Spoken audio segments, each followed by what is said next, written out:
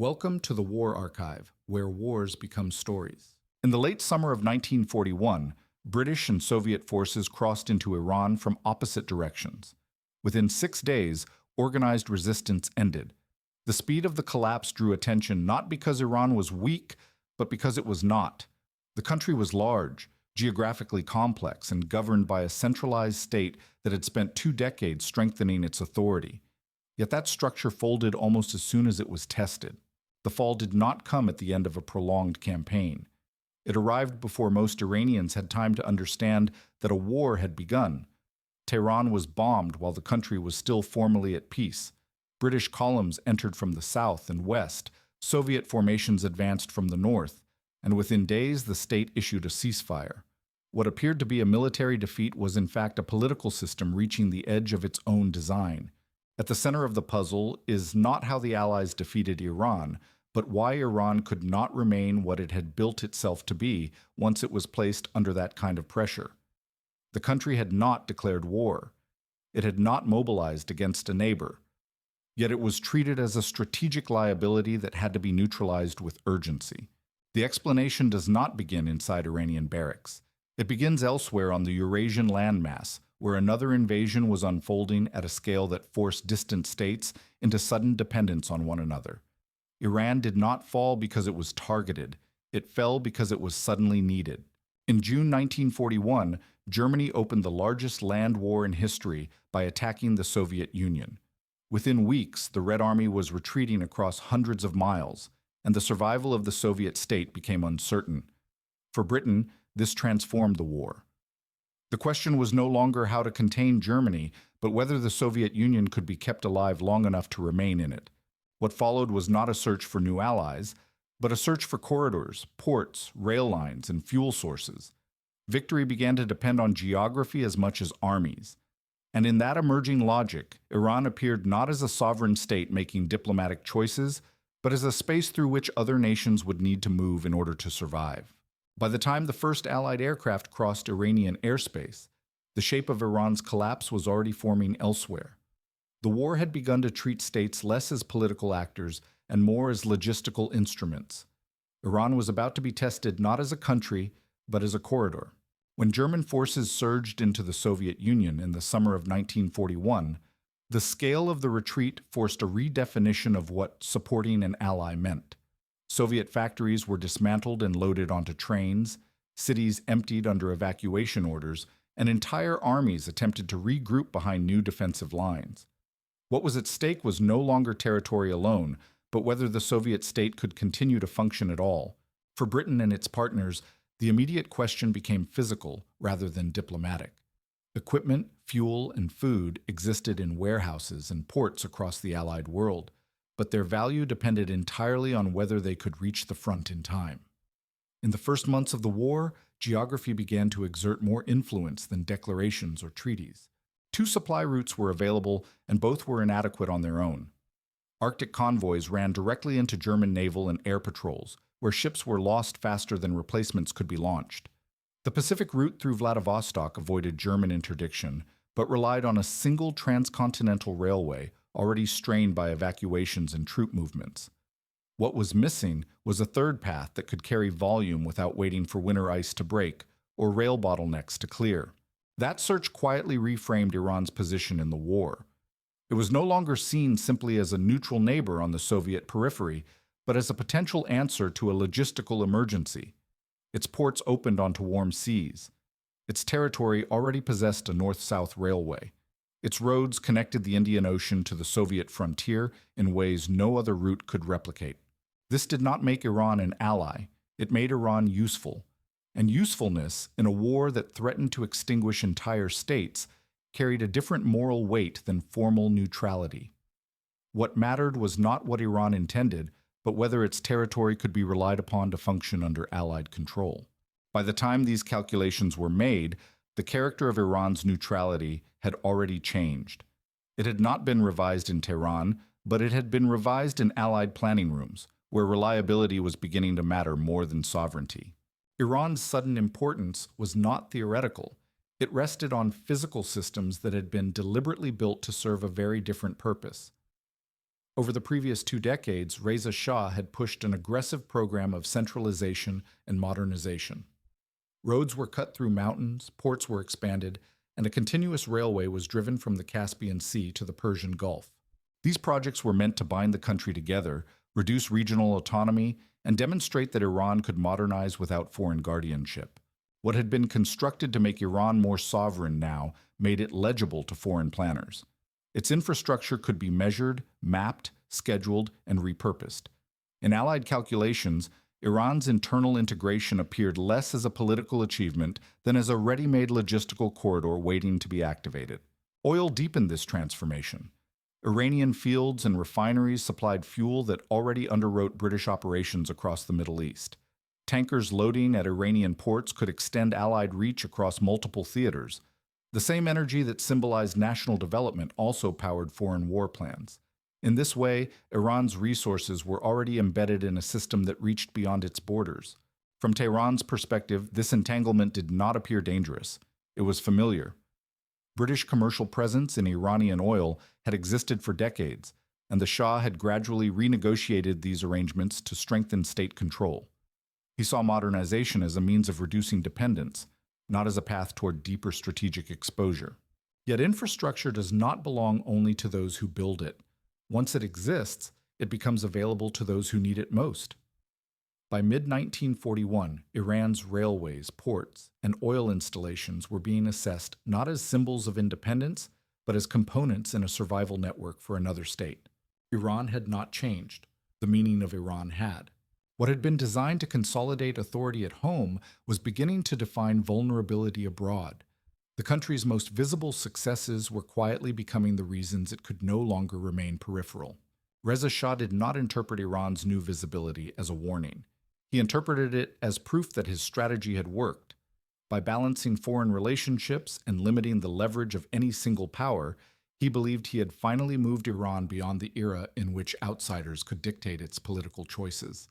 Germany fit cleanly into this design. It held no historical concessions in Iran, claimed no territorial privileges, and carried no memory of past occupations. German engineers helped build factories and rail lines.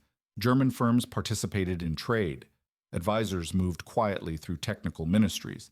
None of this signaled alliance, but all of it reduced Iran's reliance on Britain and the Soviet Union. From Tehran's view, these ties were administrative. From Allied view, they were strategic. What appeared to the Shah as diversification appeared to others as exposure. German nationals inside Iran were not feared as invading armies, but as unknown variables inside a system that had suddenly become critical to Soviet survival. British and Soviet demands reflected this shift. They were no longer asking whether Iran intended to fight the Axis. They were asking whether Iran could be made predictable. Requests to expel German personnel and to align policy more clearly with Allied objectives were framed as security measures, not diplomatic overtures. The Shah resisted. Compliance would have acknowledged external authority over domestic decisions. It would have weakened the very independence his modernization program was meant to secure. His refusal did not declare hostility. It declared control. But in a war that had begun to convert geography into infrastructure and infrastructure into lifelines, control was no longer a local matter. It was a shared necessity. And what could not be standardized began to look, in Allied eyes, like something that would eventually have to be replaced. By mid-1941, Iran's political posture had not changed, but the world around it had. The rules by which neutrality could protect sovereignty were already being rewritten. By late summer, Allied planning had moved beyond persuasion. The question was no longer whether Iran might cooperate, but whether cooperation could be guaranteed under conditions that no longer allowed delay. Soviet losses were mounting. Arctic convoys were being cut down faster than they could be replaced. Rail lines across Siberia were reaching saturation. Every untested variable began to resemble a threat. The invasion plan that emerged reflected this narrowing margin. It was not built to win battles. It was built to remove uncertainty. British and Soviet forces were assigned complementary corridors of advance, converging toward Tehran and the country's transportation spine. Ports, refineries, rail junctions, and communication hubs were identified as primary objectives. There would be no ultimatum. There would be no time for negotiation after contact. Surprise was not tactical flair, it was insurance. Iran would be confronted not with a demand, but with a new reality already in place. This approach assumed something specific about Iranian resistance. It assumed that if Iran were allowed to define the tempo of events, it might use its terrain to impose delay. Mountain passes could be blocked, rail lines could be damaged, political hesitation could translate into logistical paralysis. Even limited resistance would undermine the purpose of the operation. The aim, therefore, was to deny Iran the opportunity to decide how it would defend itself. The state would be forced to react after its core systems had already been seized or neutralized. What remained would be a question of administration, not sovereignty. Iran's size, once a defensive advantage, became an administrative problem to be solved quickly. And in solving it, the Allies were not seeking conquest in the traditional sense. They were seeking predictability. The first strikes did not announce a war. They announced control. Aircraft crossed Iranian airspace before any declaration had been exchanged, striking airfields, rail yards, and communication centers in rapid succession. British and Soviet columns entered from multiple borders almost simultaneously. By the time Iranian officials issued public statements, the country's nervous system had already been disrupted. What collapsed first was not the army, but the flow of instruction. Telegraph lines went silent. Rail traffic stalled. Regional commanders could not confirm whether Tehran still exercised authority or whether resistance was still being organized at the center. The systems that had been designed to concentrate power now transmitted uncertainty instead. Iran's air force ceased to function within hours. Aircraft were destroyed on the ground, runways damaged, fuel depots seized. Without air reconnaissance or mobility, the state lost its ability to perceive the battlefield as a single space. Defense became a collection of isolated local reactions rather than a coordinated national effort. British forces moved to secure ports and oil installations along the Persian Gulf. Soviet forces pressed down through northern cities, occupying rail junctions that connected the capital to the Caspian Basin. Tehran was not surrounded by siege lines, but by disconnection. It remained inhabited, but it no longer governed in a meaningful sense. The campaign had achieved its primary goal before decisive engagements could occur. Iran had not yet been defeated. It had been deprived of the ability to choose how it would respond. The army still existed. The state still existed. But they no longer existed together as a system. The Iranian army that now stood fragmented across the country had not been built for this kind of moment. Its purpose had always been internal before it was external. Reza Shah had relied on it to suppress regional autonomy, enforce central authority, and prevent the reemergence of rival power centers. Discipline, loyalty, and fixed garrison control had mattered more than mobility or combined arms coordination. This design made sense within the political reality the Shah had inherited. Iran had been divided by tribal authorities, local warlords, and foreign-backed interests. The army became the mechanism through which the center asserted permanence. Its success was measured in the absence of internal rebellion, not in readiness for continental warfare. When Allied forces crossed into Iran, this inward orientation became an immediate liability. Units were scattered, communications were limited, and logistical chains were thin. Formations tied to fixed positions were bypassed or isolated. The army could still exist in uniform, but it could no longer act as a unified instrument of state policy. Commanders understood the imbalance. Conventional defense offered little prospect of success. Iran could not match Allied air power, mechanization, or coordination. Yet Iran's terrain still offered one remaining option: irregular warfare. Mountain passes, deserts, and rural networks could support prolonged resistance if the state were willing to decentralize itself. But that form of resistance required precisely what the Shah's state had discouraged. It required local initiative, autonomous organization, and tolerance for prolonged disruption. It required a political willingness to fracture centralized authority in order to preserve sovereignty. The army, shaped to prevent fragmentation, was now being asked to survive by embracing it.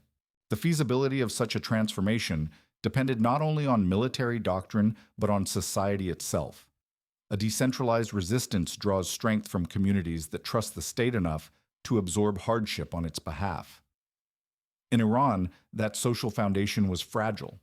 Reza Shah's consolidation had imposed stability, but it had done so through coercion more often than consensus. Regional elites had been sidelined. Minority communities had experienced forced integration and suppression. Political dissent had been constrained by security measures rather than accommodated through representation. For many citizens, the state was present as an authority, but not as a shared civic project. When the invasion began, this distance quietly shaped what was possible. There was no immediate wave of civilian mobilization, no spontaneous network of local defense committees, and no surge of voluntary disruption of supply lines. The machinery of the state existed, but the social reflex to defend it had not been cultivated. To authorize guerrilla resistance under these conditions would have meant asking communities to sacrifice infrastructure, stability, and safety on behalf of a state that had rarely asked for their consent. It would have meant turning modernization projects into targets and encouraging local autonomy the Shah had spent years dismantling. Thus, the theoretical military option of irregular warfare collided with a political and social reality that made it difficult to sustain. What remained was not a debate about battlefield tactics, but a choice about what kind of state would survive the war, if any. The question was no longer whether Iran could fight, it was whether it would become something else in order to do so. By the time Allied forces had secured the country's transport spine, Reza Shah faced a decision that extended beyond military outcome. To authorize decentralized resistance would preserve a form of sovereignty, but it would do so by dismantling the centralized order he had spent his reign constructing. Roads would be sabotaged, railways would be cut. Authority would disperse into regional networks that could not easily be reassembled once the war ended. The alternative was to preserve the state as a system, even if that meant surrendering its autonomy temporarily. Accommodation offered continuity. It protected infrastructure, limited civilian displacement, and maintained administrative coherence. It treated sovereignty not as an immediate condition, but as something that might be restored later if the institutional framework remained intact. In this calculus, the cost of prolonged war was not measured only in casualties. It was measured in the destruction of the very mechanisms through which the Shah governed. The roads, ports, and rail lines were more than assets. They were the visible architecture of his political project. Within 6 days, he chose to stand the army down. The ceasefire was not issued because resistance had been exhausted. It was issued because resistance had been defined as a greater threat to the state he had built than occupation itself. With that order, national resistance ceased to exist as a coordinated system. The 6-day collapse was not simply the speed of defeat. It was the speed at which a centralized state chose not to become decentralized in order to survive. The ceasefire stabilized infrastructure, but did not preserve independence. Allied forces consolidated their hold over ports, railways, and oil installations, rapidly converting Iran into a functioning supply artery. Trains that had once symbolized national integration now carried foreign material northward. Iranian territory became a mechanism inside a war whose center lay elsewhere. Political authority adjusted just as quickly. Reza Shah was compelled to abdicate. Power passed to his son under Allied supervision. The institutional shell of the state remained, but its strategic autonomy did not. The accommodation that had been chosen to protect internal order now fixed the boundaries within which that order could operate. The occupation was framed as temporary, yet its effects endured. External influence returned in the very spaces that modernization had been meant to secure. Iran's infrastructure, built to reduce dependence, now anchored it more deeply within foreign systems of control. When the war ended, withdrawal did not arrive automatically. It required negotiation, pressure, and international intervention. Iran recovered formal sovereignty, but its political trajectory had already been reshaped by the role it had played. Iran did not fall because it could not fight. It fell because remaining what it had become mattered more than becoming what the war required.